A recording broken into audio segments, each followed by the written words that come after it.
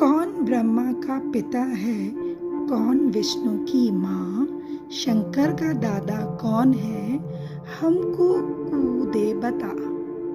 यह जानने के लिए कृपया सुनिए जगत गुरु तत्वदर्शी संत रामपाल जी महाराज के अमृत वचन सभी धार्मिक पुस्तकों के आधार पर। तो वो ढूंढने के लिए सुबह अपनी उसकी पत्नी रोटी बना दे सारा दिन के लिए, वो बेचारा ढूंढता शाम में रोटी खाकर उल्टा आ जाए।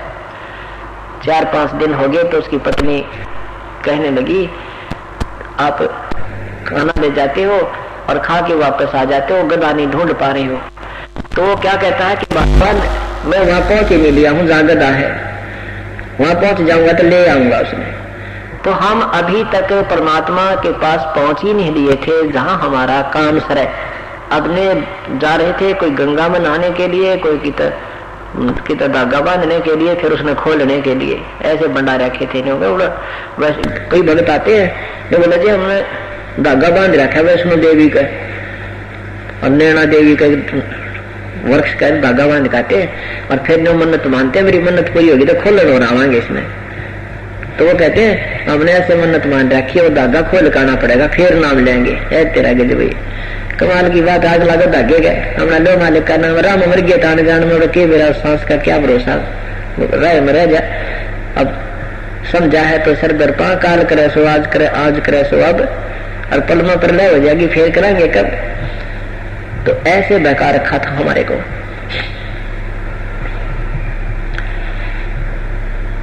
तो परमात्मा ने कहा बेटा तुम उस कुएं पर पहुंचे ही नहीं थे जहां पर जल था, सब खाली कुएं पर तुम्हें ये घुमा रहे थे अनजान लोग।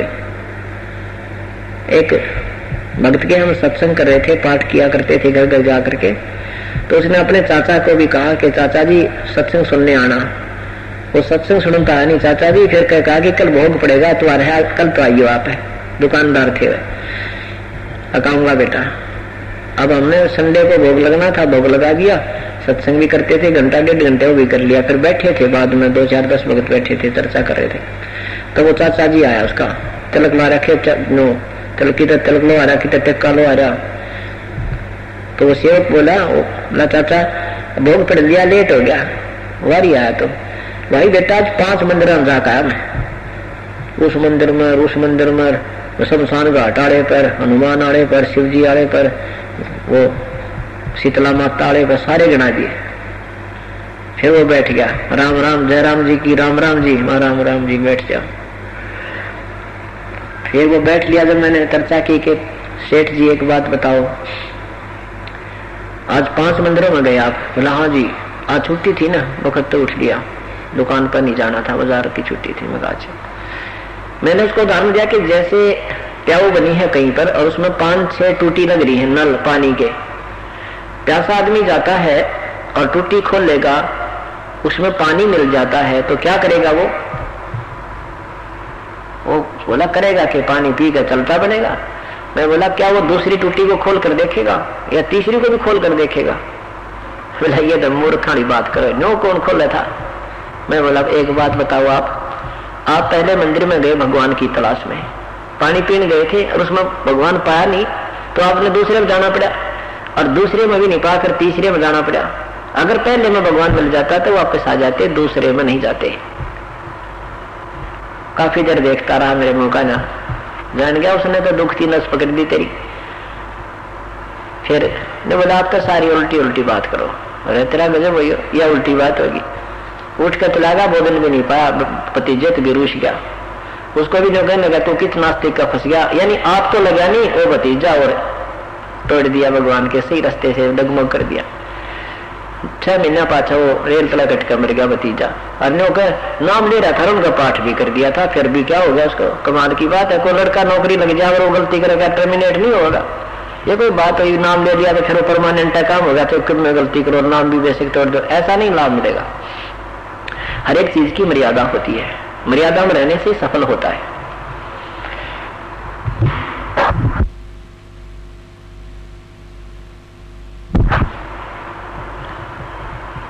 तो नल और नील को परमात्मा समझा रहे थे, बेटा तुम इन खाली टूटी खोल ध्यान दो थे बताई। अभी तुम भ्रम भटक रहे थे उन नकली संतों ऋषियों के पास जिनके पास ज्ञान नहीं था। गुरु बिन काहू न पाया ज्ञाना, जो थो था वो छड़ किसाना। गुरु बिन वेद पढ़े सो प्राणी, समझे न सार रहे अज्ञानी। अभी तो कितने ऋषि महर्षि वेदव्यास जैसे महापुरुष जिन्होंने चारों वेद पुनर्लिखे और 18 पुराण 11 ये सब भागवत गीता जी सबका राइटर, और उनको बिना बेरा गीता जी में लिखा क्या है, क्या वेद बताना चाहते हैं। आज तक ज्ञान नहीं था, या तो परमात्मा ने स्वयं आकर के बताया था, और या फिर दास समर्थ ज्ञान को समझकर आपके पास वही ज्ञान, उन्हीं का प्रदत्त आप तक है। अब बीच में किसी को भी इस मार्ग का ज्ञान नहीं था, और जिनको ज्ञान था उनको उनसे किसी ने स्वीकार नहीं किया, क्योंकि पहले हम अशिक्षित थे। अब परमात्मा ने इसी समय के लिए ये भंडार खोल दिया, इसी की इंतजार थी। अब ये सत भक्ति युग हो गया, और ये कई हजार वर्ष तक चलेगा। यदि ये मार्ग नहीं चलता, ये ज्ञान हमें नहीं मिलता, तो 100 वर्ष के बाद इंसान को इंसान सरेआम मारने लग जाता, लूटने लग जाता। इतनी हवस बढ़ गई है माया की। अब हमें हवस माया की नहीं है, हमें माया तो भगवान आगे दे देगा। जिसके लिए हम लूटा करते थे, खसोटा करते थे, चोरी करा करते थे, ठगी करते थे, वो तो करनी नहीं पड़ेगी, हमने वैसे ही धन देगा। वो पाप बच गए और शुभ कर्म बनने लग गए, और धन इतना दे देगा, हम लूटेंगे नहीं, भूखे मर जाए रह सकते हैं, किसी को लूटेंगे नहीं, दुखी नहीं कर सकते। अनजान पड़े गलतियां होली सो होली, उनको माफ कर देगा भगवान यदि आगे नहीं करेंगे तो अब देखो ये दास देख रहा है कि किस तिथि थी जिसने इस दास ने सन 1994 में 94 में शुरू किया था इस मार्ग को। दास परमात्मा ने आदेश दिया था गुरुदेव ने उसमें, और आज जो हमारे भक्तों की सतिथि देख रहा है, उनकी नीयत देख रहा है, दिन रात का अंतर हो गया। इतना ठाठ कर दिया भगवान ने, जिनके पास साइकिल भी नहीं थी आज 3-3 ट्रक चले उनके। ये तो रूंगा और आत्म कल्याण ज्ञान, ये कहना है कि ये तो सारा परिवार में खिला रहता है, सारा दिन परमात्मा की चर्चा चलती रहती है। ये शुभ कर्म की गाड़ी भरने लग रही है रोजाना की। पहले पापों की गठड़ी बांधा करते, अब पुण्य ही पुण्य हो रही है। पहले स्पीड, अब हमारी जो नाम नहीं ले रखे, अब वो तो नीचे को जा रहे हैं, और हमारे सेवक डबल डिफरेंस होता जा रहा है उनके विचारों में भी, उनकी आर्थिक स्थिति में भी, और आत्म कल्याण स्थिति में भी हम उनसे बहुत अलग हो गए। और यही आत्म कल्याण का प्रत्यक्ष प्रतीक है। तो क्या बताते हैं परमात्मा, उनको बता रहे हैं कि बेटा तुमने मार्ग ठीक नहीं मिला था, ये संत ऋषि पूर्ण नहीं थे, ये बेसिक मंडलेश्वर नजर आवे हैं, ये पिछले पुण्य जन्मों के पुण्यकर्मी प्राणी है, पर वर्तमान की साधना इनकी ठीक नहीं है। नल और नील को अब तो सारी बात अच्छी लगे थी सतगुरु की, कुछ दिनों में उनको ज्ञान भी ठीक हो गया, समझने आने लगे, उनका स्वस्थ शरीर हो गया, मानसिक जो परेशानियां थी वो सब समाप्त हो गई, 3 ताप से जो दुखी थे वो स्वस्थ हो गए। अब वो भोले ज्यादा थे, क्योंकि लंबा समय बीमार रहने से फिर भी थोड़ा सादापन सा था उनमें। गुरुदेव ने कहा था बेटा सेवा किया करो, कई प्रकार के पाप कर्म आपके हैं, कुछ तो शारीरिक सेवा से कटते हैं, कुछ प्रणाम करने से, दंडवत प्रणाम करने से कटते हैं, कुछ दान करने से समाप्त होते हैं, कुछ सतगुरु के दर्शन करने से समाप्त होते हैं, कुछ पुण्य ये नाम के जाप करने से अक्षीण होते हैं। तो ऐसे ये सभी कैप्सूल गोलियां खानी पड़ेंगी स्वस्थ होने के लिए। अब उन्होंने सेवा करने की पूरी लगन लगा दी। जैसे सत्संग में बुजुर्ग, अपाहिज, कोई अंधे या कोई रोगी भी आते थे, कई दिन सत्संग सुनते थे, तो वो भक्तजन उनके कपड़े धोते थे, बर्तन साफ कर देते थे। नहरों के, नदिया दरिया के आसपास सत्संग होते थे, वो दोनों के तो पहले कैसे धोया करते कपड़े और बर्तनों को, पहले पानी में बेया करते थे, भिगो देते थे, और 1 घंटे आध घंटे उन्हें बेकर फिर मोगरे मारा करते थे, साबुन थे नहीं। और ऐसे ही इन बर्तनों को पहले पानी भिगो देते थे, फिर रेत से साफ करते थे, मांजते थे। नल और नील दोनों उन रोगियों को, वृद्धों के जो भक्त आते थे, कपड़े ले जाते, उनके बर्तन धोने के लिए प्रार्थना करके ले जाते थे। उनको भिगो कर पानी में और सत्संग में सुनी हुई वार्ताओं की चर्चा करते थे। आज सतगुरु ने कितनी बढ़िया बात बताई। देखा हम कहाँ घूम रहे थे, भगवान मर जाते इनके चरणों में नहीं आते तो ऐसी ऐसी बैठी बैठी बातें करते, आंखों में पानी आ जाता। 1 घंटे बाद देखते तो कोई तो कपड़ा बह गया, कोई बर्तन डूब गया, किसी का उनको ध्यान ही नहीं। जितने वहां उनको मिलते धो धाकर साफ करके प्रेम से और वहां रख देते कि छांट लो अपने जिसके हैं। अब किसी का लोटा नहीं तो किसी की थाली को ना, किसी का लंगोटा नहीं तो किसी की धोती खोगी, किसी का कुर्ता को ना। वो कभी हमारा कुर्ता नहीं है, वो कभी मेरा लोटा को नहीं, वो कह जी हम तो सारे धो के लाए थे। अब वो दूसरे सेवक कहते थे ये तो क्या करते हैं, उनको भिगोकर देखते नहीं है, ये तो बैठकर चर्चा करते रहते हैं, इस करके वो बह जाते होंगे पानी में। तो वो दूसरे सेवक कहते भाई, वो तो वहां आते थे भगजन, वो कहते भाई हमारी सेवा मत करो, हम तो अपने आप पर कर लेंगे। अब 4 चीज ले जाते हो, 2 वापस लाते हो, के सेवा हुई नल नींद, भाई हम तो हम अपने आप पर कर लेंगे, रहने दो। फिर वो डर जाते थे कि कहीं तुम्हारी सेवा में कमी ना रह जाए, तुम फिर बीमार ना हो जाओ। फिर कहते थे अब के बिल्कुल ठीक ठाक लाएंगे, गिन कर ले जाएंगे, गिन कर लाएंगे, लेकिन फिर वही सती थी रहती थी। उन्होंने भक्तों ने कहा गुरुदेव से प्रार्थना करनी पड़ेगी, ये मानते भी नहीं है और हमारे गहना हाथ जोड़कर ले जाते हैं। गुरुदेव के सामने शिकायत की कि हे परमात्मा, ये आपके सेवक अपने भाई सेवा तो बहुत करते हैं, श्रद्धा भी है, पर हमारे सामने ये समस्या आ गई, आप इनसे कहो कि ये हमारे सेवा ना करें, हमारे कहने से नहीं मानते, रोने लग जाते हैं। अब नल नील वहीं खड़े थे, उन्हें पता लग गया, गुरुदेव ने कह दिया कि तुम मत सेवा करा करो तो हमारा तो मृत्यु हो जाएगी, हमें पाप लगेगा, हमें फिर दुख ना हो जाए। इससे पूर्व ही कि गुरुदेव के आदेश थे वह चरणों में गिर गए, बहुत रोए, हे प्रभु क्षमा कर दो, आगे से कोई गलती नहीं करेंगे, हमारी सेवा ना छीनना मेरे प्रभु। परमात्मा अंतर्यामी थे, कहने लगे बेटा मत चिंता करो, खूब ठाठ से सेवा करा करो, आज से आशीर्वाद देता हूँ तुम्हारे हाथ से कोई भी वस्तु पानी में नहीं डूबेगी जिसको तुम्हारा हाथ लग गया। आशीर्वाद दे दिया।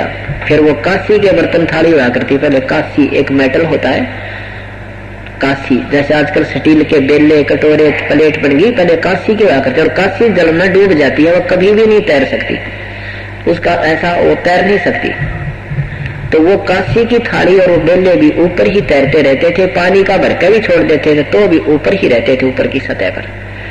भिगोने के बाद डुबोना चाहते तो भी नहीं, पानी भरा रहता था फिर भी ऊपर पानी पर रहते थे। पत्थर भी उठाकर नहीं हाथ लगा, पत्थर भी रख दिया तो पत्थर भी उसके ऊपर खड़ा रहता था, पानी पर रहता था, उस पर खड़ा हो जाए आदमी तो भी नहीं डूबता था। ऐसे उनके हाथों में परमात्मा ने शक्ति प्रदान कर दी। चलता रहा सिलसिला, करिए समस्या हल होगी। उन कपड़े और थाली डूबने की। कुछ दिनों के बाद परमात्मा श्रीलंका में पहुंचे। सुबह सुबह एक चंद्र विजय नाम का भाट था, और वो चंद्र विजय राजा रावण के दरबार में जाकर के उसको ऐसे ही महिमा सुनाकर राजा की प्रशंसा करता था। जैसे भाट लोग क्या कहे, हे राजाओं के राजा, तुम तो राजा अधिराज हो, आप ऐसे हो, आप तो पृथ्वीपति हो, इस तरह के उनके गुणगान करते थे, गीत गाते थे। और रावण उनको टुकड़े दे देता था, कुछ मेहनताना दे देता था। ऐसे चंद्र विजय की रानी जो कर्मवती थी,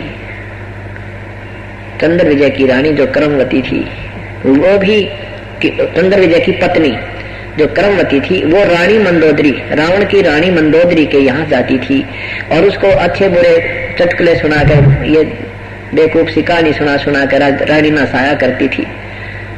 ये वहां उससे कुछ मेहनताना प्राप्त करती थी। ऐसे उनकी रोजी रोटी चलती थी। चंद्र विजय भाट के कुल 16 सदस्य थे। सारे परिवार में बेटे बेटी बहुआ तो सभी 16 सदस्य थे। भगवान सुबह सुबह जाकर के चंद्र विजय के द्वार पर बैठ गया। होए होए, हमारे लिए वो परमात्मा, उन पुण्यात्माओं के लिए जिन्होंने कभी किसी युग में परमात्मा का संग रहा है और उनके नाम पर कोई कुर्बानी की होती है। जैसे सम्मन ने अपने बेटे का भी गर्दन काट दी थी भगवान की मेहमानी के लिए, और फिर वही सम्मन आगे जाकर के नौ शेरवा बादशाह का नौ शेर खान नाम का राजा बना। फिर भी वहां पहुंचे, उसे धर्म पूर्ण करवाया, फिर भी नहीं माना, फिर बलक बुखारे का बादशाह बना। वहां भी परमात्मा गए, आखिर में जीवात्मा को काल के जाल से निकाल कर छोड़ा। ऐसे ही चंद्र विजय कोई पिछले संस्कारी हंस थे, उसके परिवार के सदस्य, और वो चंद्र विजय और कर्मवती, उन अपनी प्यारी आत्माओं के लिए परमात्मा वहां सुबह जाकर बैठ गया भिखारी की तरह उनके द्वार के सामने वृक्ष के नीचे। चंद्र विजय सुबह सुबह बाहर निकला देखा कि ऋषि बैठे हैं, साधु। आज सुबह सुबह दर्शन हुए संत के। साधु दर्शन राम का मुख पे बसे सुहागे, दर्श उन्हीं को होत हैं जिनके पूर्ण भागे। कबीरा दर्शन संत के परमेश्वर आवे यादे, लेखे में वाए घड़ी बाकी का समय बाद। के सुबह सुबह दर्शन संत के विचारों हो, ऐसे विचारों से प्रभावित होकर के चरणों में परिणाम किया। अब भक्त आत्मा के लक्षण जारी होते हैं और कहा, प्रभु आपके दास की ये झोपड़ी है, एक बार दर्शन दो भगवान, हमें कुछ सेवा का मौका दो। परमात्मा ने कहा कि मैं जो भक्ति नहीं करते उनके घर आहार नहीं करता, क्योंकि ऋषि रूप में बैठे थे। परमेश्वर चंद्र विजय कहने लगा, हम भक्ति करते हैं महाराज, हमारा राजा रावण है ना, शिव की भक्ति की थी, हम भी शिव जी की भक्ति करते। परमात्मा कहते हैं शास्त्र विरुद्ध साधना है, शास्त्र विधि को त्याग कर जो मनमानी पूजा करते हैं हम उनकी भी भोजन नहीं ग्रहण करते। अब वो चंद्र विजय एकदम चुप हो गया, भाई ऋषि जी ये बात कैसे करे। लेकिन पहले वाद विवाद नहीं करते थे संतों के साथ, सुनते सुनते थे कि भगवान हम तो शिव जी की भक्ति करते हैं, सर्वेश्वर है, महेश्वर है, मृत्युंजय है। परमात्मा बोले नहीं बेटा, ये मृत्युंजय नहीं है। पूरी कहानी सुनाई, सारी सृष्टि सुनाई, 2 घंटे बैठे रहे, सृष्टि रचना सुनाई। फिर चंद्र विजय कहने लगा, परमात्मा एक दर्शन दो, आपका दास उपदेश लेगा आपका, मुझे अभी दे दो मालिक। पूरी कहानी सुना दी, सारी सृष्टि की रचना सुना दी कि ये भगवान शिव जी भी नासवान है बेटा, ये कोई भक्ति नहीं है। ऐसा जन्म हो गया तुमने ये भक्ति करतों को। घर ले आए, 2-3 दिन परमात्मा को घर रखा, अन्य परिवार के सदस्यों को भी समझाया, पर परिवार के सदस्य नहीं माने। चंद्र विजय ने नाम ले लिया। परमात्मा ने कहा कि चंद्र विजय ने कहा, प्रभु ये अभी नहीं मान रहे हैं क्योंकि ये बहुत पुराना ज्ञान हो गया, आप फिर दया करिए अपने बच्चों का मालिक, फिर आना एक बार, जरूर दर्शन दिए मेरे दाता। अपने पौधा लगा इसका संभालते रहिएगा, आइएगा मेरे दर्शनार्थ उस दास के पास प्रभु। तो परमात्मा बोले भाई ठीक, आते रहेंगे। कुछ दिनों के बाद भगवान फिर पहुंच गए। तब तक चंद्र विजय ने सारी कथा सुना के सारा परिवार तैयार कर लिया। सब तैयार हो रहे थे कि नाम लेंगे, आने दो गुरुदेव को। परमात्मा पहुंच गए, पूरे परिवार ने नाम ले लिया। 1 हफ्ता डटे भगवान, वहां रुके उनके घर पर, पूरी कति सारी महिमा रंग दिए, सुनाई कथा परमात्मा की, बड़े खुश हुई। अब चंद्र विजय की पत्नी जो कर्मवती थी, अब मंदोदरी के पास जाती थी और प्रतिदिन कथाएं सुनाया करती थी। अब उसने वो पहले वाली जो चुटकुले अच्छी मंदी गाने गुने सुनाया करती थी, बूंदी अच्छी कहानी सुनाकर हंसाया करती थी, वो बंद कर दी और ये राम नाम की कथा या सृष्टि रचना सुनाने लगी। भगवान न्यू करता है, वो परमात्मा और है, ऐसे है वैसे है, ऐसे वो बीमार हो गया था, वो स्वस्थ हुआ भगवान के नाम पे। मंदोदरी कहने लगी, कर्मवती तेरी बोरी में तो खड़बड़ी थी या खांड कितना है, तो सारा कबाड़ बोला करती, आज इतनी बढ़िया कथा तो लाई कहाँ से। तब उस चंद्र विजय की पत्नी कर्मवती ने कहा, रानी हमारे घर भगवान आते हैं, गुरुदेव आते हैं, वो पूर्ण परमात्मा के पूर्ण मार्गदर्शक हैं, उन्होंने ये कथाएं सुनाई है। अब कई दिन ये कथा सुनकर और आंखों में पानी भर भर कर सुनाया करती वह कर्मवती चंद्र विजय वाद की पत्नी, और कहाँ पहले वह निरी बकवाद बोला करती, कहाँ आत्मा फूट फूट कर रोती है प्रभु की कथा सुनाते सुनाते। मंदोदरी का कड़ा प्रभाव हो गया कि इस आदमी में इतना बदलाव, इस औरत में इतना बदलाव है, भगवान मैं देख नहीं सकती। या कहे तो भी ना मान्या करती, मेरे तो भी मैं थोड़ी बहुत भक्ति बड़ी अच्छी करती थी, उसको भी नहीं मानती थी। ये तो इतने नास्तिक टाइप थी, बकवाद गड़ा करती, और इस औरत में इतना बदलाव हो गया तो संत देखने जोगा है, उसके तो दर्शन ही करने चाहिए। तब मंदोदरी ने कहा, कर्मवती अब के तेरे गुरु जी आओ तो मेरे पास बुला कर लाना। अब वो रानी और वो एक दासी, अब दासी रानी के आदेश को ना में जवाब नहीं दे सकती।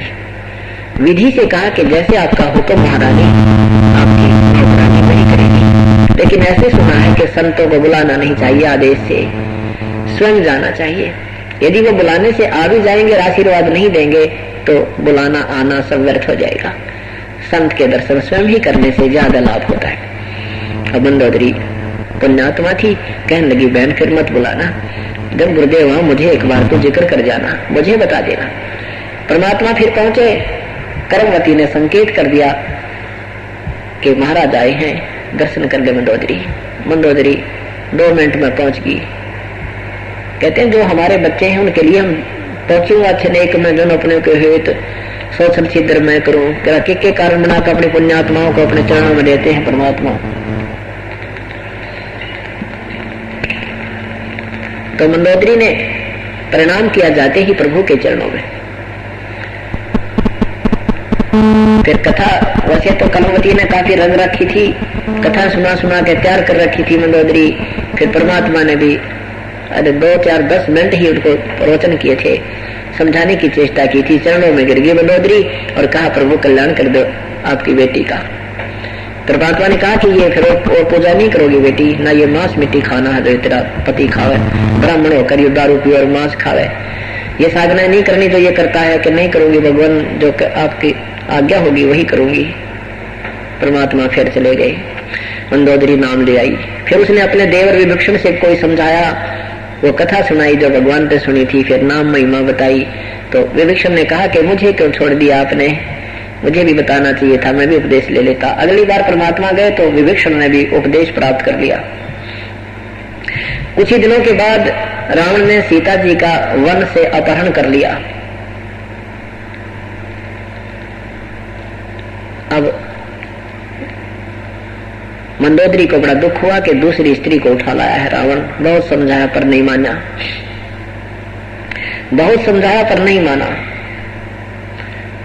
एक दिन मुनिंदर रूप में आए कबीर देव से, कबीर परमेश्वर से अर्ज की मंदोदरी ने कि हे भगवान, मेरा पति ना जाने किस औरत को उठा लाया है। अरे भगवान, मुझे तो रात और दिन नींद नहीं आती है।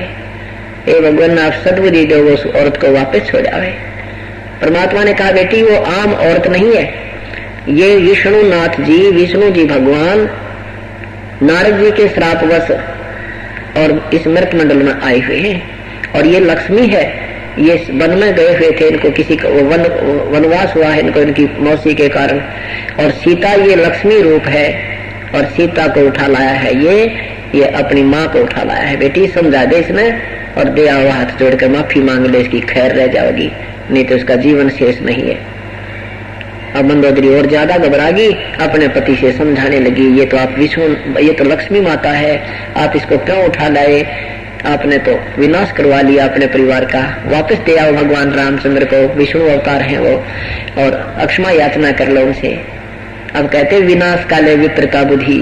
ओए होए, रावण कहता है क्या समझाती है मूर्ख, मुझे तू डराना चाहती है। वो जंगल में फिरे मस्करे, मर्गों को मारते 2 शिकारी, और वो मेरा क्या बिगाड़ देंगे, मेरे कुंभकर्ण से भाई और मेघनाथ से बेटे, जिन्होंने इंद्र भी लूट लिया, स्वर्ग के राजा पर भी चढ़ाई कर दी थी, उसको भी जीत रखा है। स्वर्ग के राजा इंद्र ने अपनी जान बचाने के लिए अपनी बेटी का ब्याह कर रखा मेरे बेटे का, और 33 करोड़ देवता मैंने बांध कर डाल रखे हैं, तू क्या समझाती है, मारे सट्टे के फट्टे। अब मंदोदरी तो बोली ठीक है, रावण तेरा विनाश निपटा लिया, तो नहीं मान रहा है अपने। फिर भगवान आए कबीर देव से, मुनिंदर जी से कहा प्रभु मैं तो सारे पचार ली, मान नहीं रहा मेरी एक भी बात को। हे परमात्मा आप दया कर दो, सद्बुद्धि दे दो, मेरा सुहाग बच जा। परमात्मा ने कहा बेटी ये मानेगा नहीं, क्योंकि इसमें अभिमान गणा हो गया। आकाश में उड़न की सिद्धि प्राप्त कर ली शिव जी की साधना करके, इनके पास 8 सिद्धियां हैं, 8 सिद्धि, और इनमें से एक प्राप्त है इसको, इसमें इतना अभिमान हो गया। और 8 भी नहीं हो, इस हमारा हम जो मंत्र देंगे उसमें 24 सिद्धि आ जाएंगी, 24, और उन 24 सिद्धियों को भी छुए तक नहीं, उनमें देखे भी नहीं, उनकी तरफ उनकी महिमा का यहाँ पर इनकी महिमा से यहाँ प्रभुता नहीं पावे, उसकी आड़ लेकर के दुष्कर्म नहीं करे, वो जीव परमात्मा पाता है। और इसने तो हल्दी की गांठ प्राप्त करके अपन सारी बना हुआ ही है। क्या बताते हैं, शब्द महल में सिद्ध 24, हम सुध छोड़े 10 हम जो नाम देंगे ये सार नाम जो है आपको, और ये सतनाम, इनमें 24 सिद्धि आ जाएंगी, पर इन 24 को भी छुआ नहीं, इनकी तरफ देखा भी नहीं, इनको कौवे की बीट समझे तो परमात्मा मिलेगा, नहीं तो हल्दी वाली गांठ और पंसारी बन बैठोगे। एक सिद्धि सुरदेव मिलावे, एक सिद्धि मन वृत्ति बतावे, एक सिद्धि हो पवन स्वरूपी, एक सिद्धि हो अनुरूपी। एक सिद्धि निस्वा सर जागे, एक सिद्धि सेवक हो आगे। एक सिद्धि सुरगापुर जावे, एक सिद्धि सब गट छावे। एक सिद्धि सब सागर पीवे, एक सिद्धि जो बहु जीवे। एक सिद्धि जो उड़े आकाशा, एक सिद्धि परलोक वासा। एक सिद्धि कष्ट नजारा, एक सिद्धि तन हंस निहारा। एक सिद्धि जल डूब न जाई, एक सिद्धि जल पैर न लाई। एक सिद्धि बहु चोले धारे, एक सिद्धि नीत कर विचारे। एक सिद्धि पांचों तक नीरम, एक सिद्धि जो बगर शरीरम। एक सिद्धि पीवे ना खाई, एक सिद्धि जो गुप्त मकरा। चल बंक नाल के घाट सुनो राई झूमकरा। नाभि कमल अंदर सूरज समोह और नाभि कमल है सुंडी के पीछे ने, इसमें चलिए और वहां से फिर बंक नाल एक नाड़ी से पतली सी उसके महा का प्रवेश जब ये सुरत करती है वह नाड़ी सुरंग के समान लगती है। जैसे दूरबीन को उल्टी तरफ से देखा इतनी होती है, वह कम से कम 20 फुट लंबी नजर आ कर है और बहुत चौड़ी नजर आवेगी दूरबीन। हम ये लेवल मशीन होती थी हमारे महकमे में, उसको जब उल्टी तरफ देखते थे वह इतनी होती है एक बिलांत की, और उल्टी तरफ से देखते तो वह कम से कम 10 फुट की इतना चौड़ा लंबा उसका विस्तार नजर आया करता था उस लेंस के कारण। इसी प्रकार जब ये आत्मा ये जीव उस बंक नाल में प्रवेश करता है तो फिर ऊपर को यानी इन हड्डी के बिल्कुल साथ साथ अंदर की तरफ रीढ़ की हड्डी जिसको मेरुदंड भी कहते हैं, इसको कड़का बांस भी कहें से, इसके साथ साथ से अंदर की तरफ चलती है। उसमें काफी बंक हैं, ऐसे नो मोड़ के कभी यूं भी घूम जाती है मेरुदंड के साथ से, कभी सीधी चल रही है, कभी यूं मुड़ जाती है, कभी यूं घूम रही है। इसको बंक नाल कहते हैं। ये कई प्रकार की हैं। इस हर एक शरीर की न्यारी न्यारी बंक नाल है। सूक्ष्म शरीर भी है, स्थूल शरीर की न्यारी है, सूक्ष्म शरीर की बंक नाल अलग है, कारण की अलग है। और फिर इस बंक नाल के पार जीवन जाना हो से।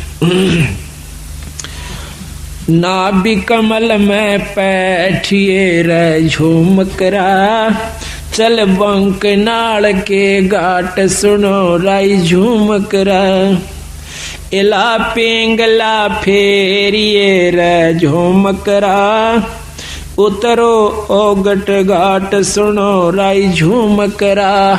इला इला नाड़ी है बाई और पिंगला है दाई। इला पिंगला फेरिए, एक प्राणायाम करना पड़ता है जिसमें पहले इला से सांस लीजिए, फिर पिंगला में छोड़ दीजिए, फिर उल्टा ही पिंगला से वापस लीजिए, वापस फिर इला से छोड़ दीजिए। एक प्राणायाम हो गया। इसको ज्यादा करने से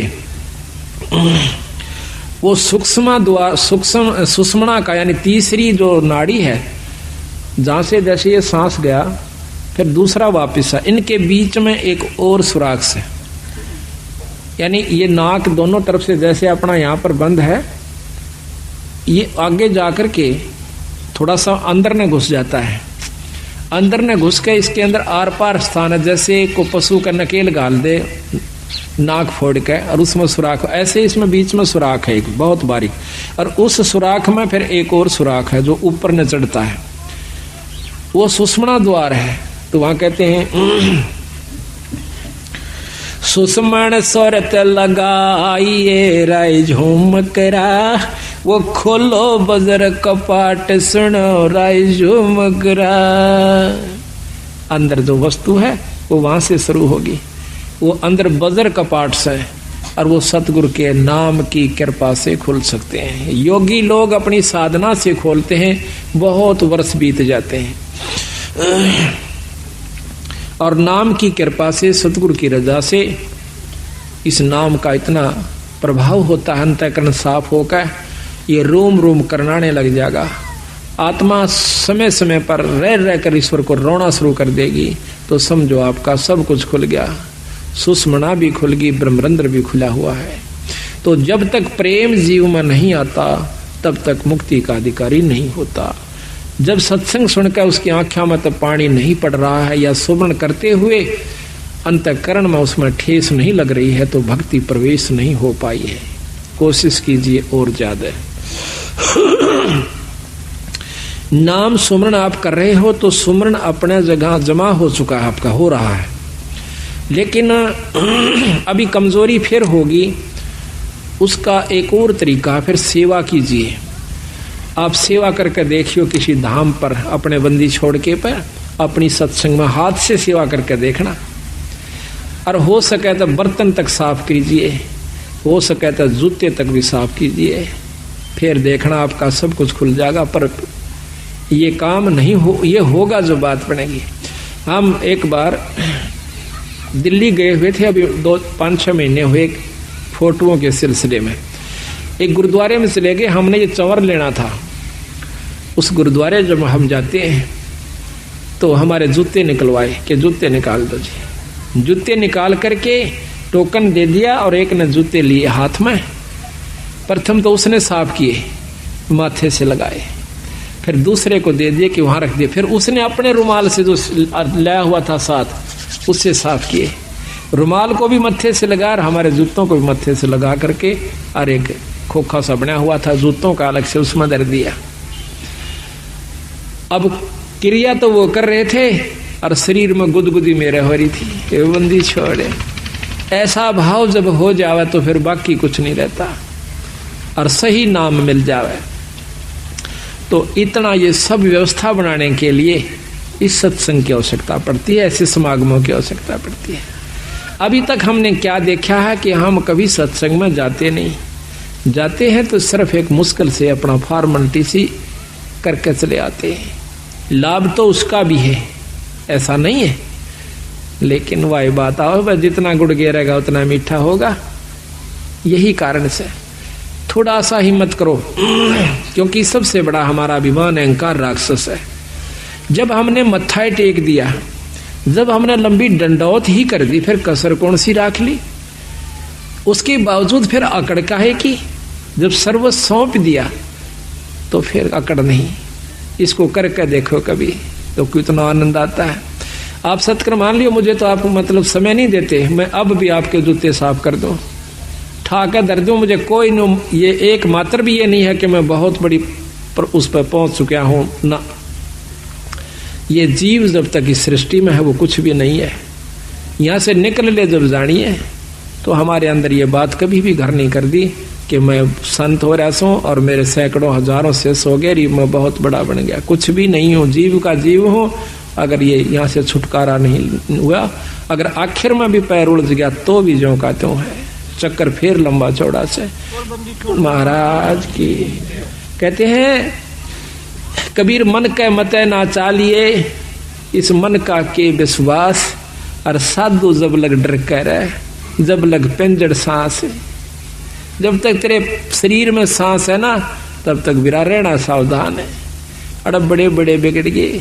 ऐसे ऐसे ऋषियों का प्रमाण मिलता है। पाराशर जैसे, श्रृंगी ऋषि जैसे, जो सारा दिन में एक बार वृक्ष की छाल का जीभ लगाया करती थी और उससे उनकी भोजन तृप्ति हो जाया करती थी। ऐसी साधना उन्होंने एक खेचरी मुद्रा से कर ली जाती है।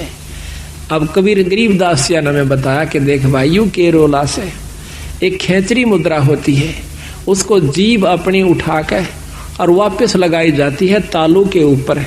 इसका अभ्यास कर लीजिए आप लगातार, आपके शरीर में एक अमृत श्रवण हो जाएगा, अमृत टपकना शुरू हो जाएगा।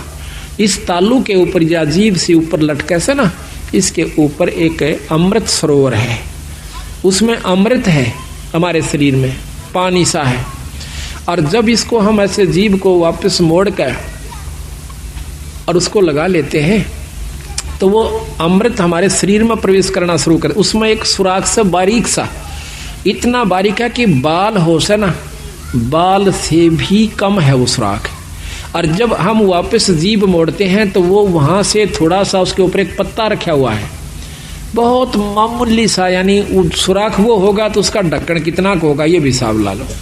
तो वो थोड़ा सा उसका भी चौथा हिस्सा खिसकता है उस बाढ़ से भी कमजोर स्थान पर, दूरबीन भी मुश्किल से देख पाओ उस राख को, और फिर उसके ऊपर से वो थोड़ा सा खिसक जाता है ऐसा करने से, ये अभ्यास से, तो उसमें से वो थोड़ा सा अमृत आ जाता है, तो भूख प्यास खत्म हो जाती है। तो वो सारा दिन में एक बार कहते हैं ऐसे जीभ लगाया करता था। तो उसको जीभ लगाया करता था, तो एक राजा ने उसको, उसने सोचा कि तेरे को बहुत बड़ी उपलब्धि होगी है। वो अयोध्या के एक थोड़ी सी बनी होती है जो गांव से बाहर, शहर से बाहर थोड़ा सा जंगल होता है, उसमें बैठ गया आकर। अब देखा, एक ने देखा, दो ने देखा, चार ने देखा, गांव में शहर में सुरसराट मच गया कि एक महान संत आया हुआ है, सारा दिन समाधि में रहता है, एक बार जुबान लगावे से वृक्ष के और कुछ नहीं खाता। आसपास के दर्शन करने की खातिर टोड़ के टोड़ जान लग गए, औरतें भी, बहन भी, बाई भी सब दर्शन कर कहाँ, पर वो आंख कौन खोला है, न्यों बैठा रहा। बहुत सुंदर शरीर, नौजवान। कहते हैं राजा दशरथ की लड़की शांता नाम था उसका। राजा दशरथ के शांता होने के बाद कोई पुत्र प्राप्ति नहीं हुई। कौशल्या से उत्पन्न हुई थी, बड़ी लड़की औरत से, कैकेयी से, कौशल्या से। तो उसके बाद कोई संतान नहीं हुई। तो कौशल्या जवान हो, शांता जवान होगी थी, वह भी देखने जाया करती थी ऋषि ने। तो उसने क्या किया, राजा की लड़की थी, और तो डरे थी, पर राजा की लड़की थी, उसने क्या किया, शहद लेगी साथ में। जहां पर भी उस ऋषि ने ऐसे जवान लगाई, उसने देख लिया, वहां पर थोड़ा सा शहद लगा दिया पहले से। जब ऋषि ने अगले दिन उस पर जुबान लगाई, फिर शांत हुआ। अगले दिन फिर लगा दी, फिर शांत हुआ। तीसरे दिन उसने आंखें खोल ली, सामने शांता बैठी है। तो वो भोजन भी साथ बना के ले जाया करती कि जिस दिन आंख खोले महाराज को मैं भोजन कराऊंगी। भोजन करा दिया। कहने का तात्पर्य यह है कि आखिर में श्रृंगी ऋषि और शांता का विवाह हो जाता है। राजा दशरथ विवाह से मना करता है कि मैं ब्राह्मण के घर में क्षत्रिय को नहीं, क्षत्रिय की लड़की का शादी नहीं कर सकता। शांता उनके साथ चली जाती है, रामचंद्र जी की बहन। तो महाराज कहते हैं श्रृंगी ऋषि से वन में मोहे, यानी इस मन का कोई भरोसा नहीं। सतगुरु महाराज कहते हैं सावधान रहने में फायदा है। तो साधु जब तक डर रहे, जब लग पिंजर श्वास, जब तक अपने आखिरी शरीर में भी को थोड़ा बहुत भी रह रहा है, तब तक बच के रहने में फायदा से। ना जानिए कब और के को मत पैदा कर दे, वह मन खुद काल है। तो यहां बताते हैं कि वो खेचरी मुद्रा करने से उसमें ये शक्ति आ जाती है शरीर में, तो फिर परमात्मा प्राप्ति नहीं है उससे। हम उसी को ये मान लेते हैं कि इसको बहुत लाभ हुआ, ये बहुत बड़े संत है। अब देखिएगा, इस कुत्ते ने एक बार इसको ओरे लाइए भगत जी, एक टूक गिर दे, और इसकी ये फिल्म लेना भगत जी, इस कुतिया की। अब इसको देखकर भी कालजा नहीं हिलता है, एक रोटी गिर दो इसको, वो आप जाना भगत जी वहां पर। वो फिल्म कुत्ती की देख पूरी अच्छी तरह, उसकी खाज लगी हुई है, के हाल हो रहा है इस बेचारी का। और ये भी कभी मनुष्य शरीर में थी, ये कभी प्राणी भी होगी, पटरानी भी होगी, आम औरत भी रही होगी, मनुष्य भी रही होगी। आज इसकी के हालत हो रही से, एक टूक की खातिर, एक रोटी खातिर दर दर भरम रही है। और हम अब भी आंख नहीं खोलते, इतना ज्ञान होए पाछे भी, तो भाई बहुत कमजोरी में सो आप। तो महाराज कहते हैं सुषमण सोरत लगाइए राय झूमकरा, वो खोलो बजर कपाट सुनो राय झूमकरा। काया नगरी जद बस राय झूमकरा, जद घर आवे आठ सुनो राय झूमकरा। ये काया नगरी जब बसेगी, जब भगवान भजन के काबिल होएगी, जब इसमें सील, संतोष, विवेक, अक्षमा, भाव, भक्ति, नम्रता, दया, ये 8 प्रकार की व्यवस्था उत्पन्न हो जाएगी, अहंकार खत्म हो जाएगा। काया नगरी जद बस राय झूमकरा, जद घर आवे 8 सुनो राई झूमकरा, 12 बांध लगाइए राई झूमकरा, नक सरवर पे ध्यान सुनो राई झूमकरा, शंख पदम उजियार है रे झूमकरा, जा कोट कलास सिभान सुनो राई झूमकरा। फिर उस ईश्वरीय शक्ति का आप दर्शन कीजिए। जा दोना मरुआ फूल है राई झूमकरा, अक्ष वृक्ष स्थान सुनो राई झूमकरा, राय चमेली केवड़ा रे झूमकरा, सूरजमुखे शोभान सुनो राई झूमकरा, सुरत नरत दो अंसणी रे झूमकरा, मान सरोवर नाम सुनो रे झूमकरा। के अंदर जब आप जाओगे, अंदर ईश्वरीय शक्ति की आपको झलक होना शुरू होगी। अब कोई तो शुरू में ही प्रकाश नजर आता है, कोई भी इष्ट है, कोई भी देव है, उसका प्रकाश होता है। योगी जन या साधक जन, भगत जन, एक बार थोड़ी सी ऊपर झलक हो जाती है किसी प्रकाश की, किसी इष्ट की, तो वो सोच लेता है कि मैंने बहुत कुछ प्राप्ति होगी। तो कहते नहीं, अभी तो बहुत ऊपर जाना है। जैसे 0 के बल्लभ का भी प्रकाश होता है और 60 के बल्लभ का भी प्रकाश होता है, 100 का भी, मरकरी का भी, 1000 वाट के का भी, पर उसमें अंतर होता है। इसी प्रकार हर इष्ट में, हर परमात्मा में ब्रह्म, पार ब्रह्म, पूर्ण ब्रह्म, इनमें सब मंत्र बताया सतगुरु महाराज ने कि जब तक आप पूर्ण ब्रह्म से नहीं आपका संपर्क होगा, वो भक्ति नहीं मिलेगी, तब तक आप मुक्त नहीं हो सकते। लेकिन अभी तक जो ये झलक दे रहे हैं, जो झुमकरा को, राम राय को ज्ञान था 3 लोक की भक्ति का, वही बता रहे हैं।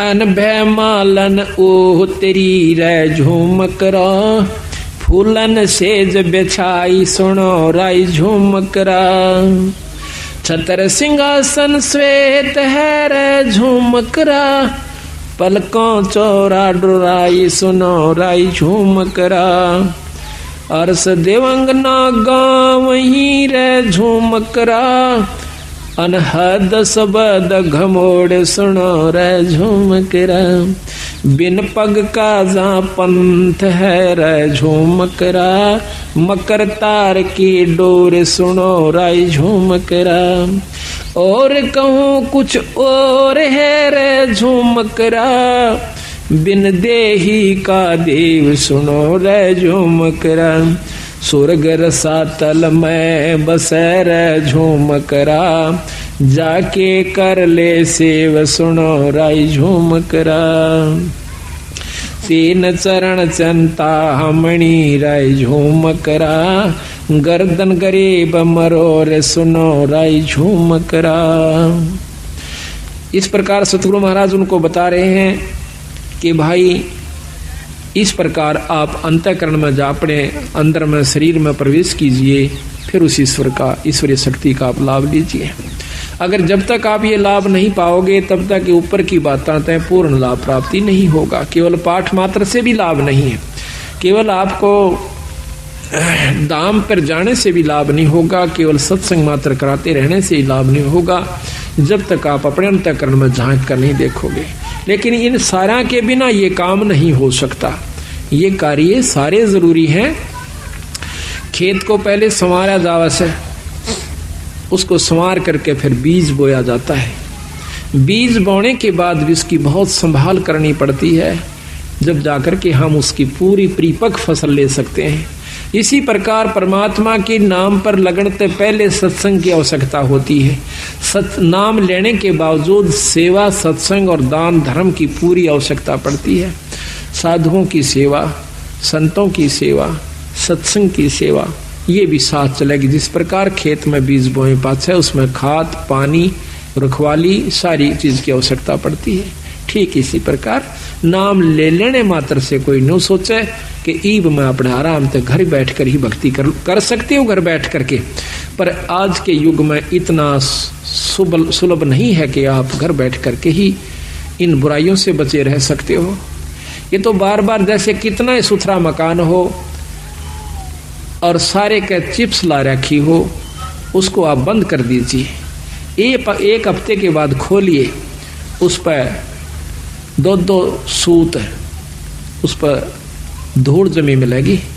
जबकि खूब बंद कर दिए खिड़कियों को, दरवाजों को, फिर भी उसके ऊपर डस्ट यानी धूल जमी पाओगी। मेज पर देखना कपड़ा मार के एक हफ्ते के बाद।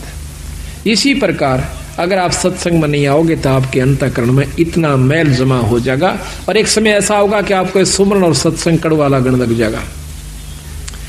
आज आपने प्यारा लगे पर उस समय ये आपको सुहावा नहीं गा। कई बार आप सत्संग पाठ करना चाहते हो, नित्यनेम नहीं कर पाते। कई बार नाम पर लगाना चलते हो, मन को मन नहीं लगता, कहीं और उलझेड़े मुड़ जाता है।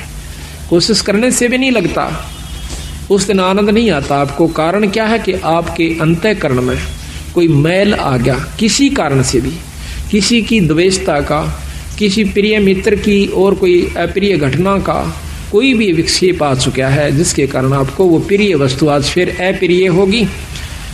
तो इसी प्रकार सत्संग में आने से जानकारी होती है कि ये कोई काहू का है नहीं, झूठा संगी साथ या कोई किसी का नहीं। कबीरा चंता तो सतनाम की और ना चंता दास, और जय कोई चंता नाम बिना वह काल की फांस। ये काल की पास है, काल इसको फंसा के रखने की खातिर उसके मन में सो विक्षेप क्रोध अहंकार या कोई चिंता फिक्र बनाए रखे कि कहीं ये भक्ति भाव में ना लग जाए। तो उस दिन और ज्यादा भक्ति करे, परमात्मा का नाम लेवे, कोई किताब धार्मिक पढ़ लेवे, अपने गुरु से मिलन की कोशिश करे, संत से मिलन की कोशिश करे, आसपास कोई सत्संग हो तो उसमें जाने की कोशिश करे, ताकि आपके मन का जो अंतःकरण के अंदर जो विकार आया हुआ है वो ठीक हो जाए। घर में नहीं ठीक हो सकता।